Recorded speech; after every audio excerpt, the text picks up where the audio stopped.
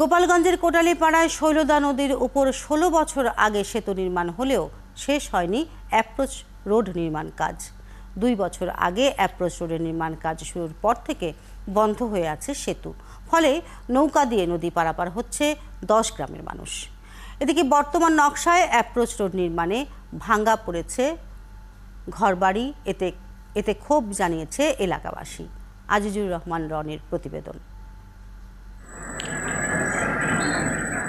গোপালগঞ্জের কোটালীপাড়া উপজেলার পিঞ্জুর ইউনিয়নে শৈলদা নদীর উপর বীর মুক্তিযোদ্ধা আবুল খায়ের সেতু ১০ গ্রামের লক্ষাধিক মানুষের যাতায়াতের জন্য ২০০৮ সালে এই সেতু নির্মাণ করে এলজিএডি।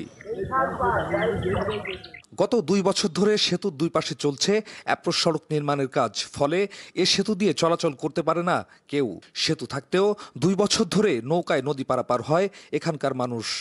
১, ২, ৩ ঢাকায় জমি জিতে নিন ১০০% ক্যাশব্যাক সহ ২০ কোটি টাকার পুরস্কার। হাই স্কুল, প্রাইমারি স্কুল দুইটা, একটা মাদ্রাসা রয়েছে। আমাদের যত সব শিক্ষার্থীরা আছি, আমাদের অনেক সমস্যা হচ্ছে। পূর্বের যে নকশাটা ছিল ব্রিজ করার, সেইভাবে করলে তো আমাকে আর কোনো দাবি দেওয়াতে থাকে না। কোনো নোটিশ কোনো কিছু লিখতে কোনো আসে নাই। হঠাৎ ওরা লাল করে ডাকটা নিয়ে গেছে রাস্তায়। এতে দেখে দেখা যাচ্ছে আমাদের বাড়িঘর দিয়ে কিছু থাকবে না। এলাকাবাসীর অভিযোগ, মূল নকশার বদলে মানুষের ঘরবাড়ি কবরস্থান ভেঙে অ্যাপ্রোচ সড়ক নির্মাণ করছেন ঠিকাদার।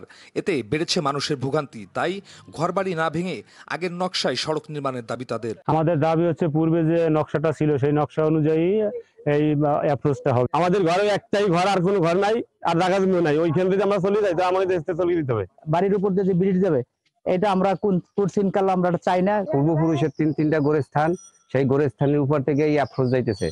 এখন আমাদের এই অ্যাপ্রোচ আমরা চাইতেছি না। এ নিয়ে কথা বলতে রাজি হননি এলজিডির কোনো কর্মকর্তা। তবে ঠিকাদার জানান, এলাকাবাসীর দাবির মুখে অ্যাপ্রোচ সড়কের নির্মাণ কাজ বন্ধ রাখা হয়েছে।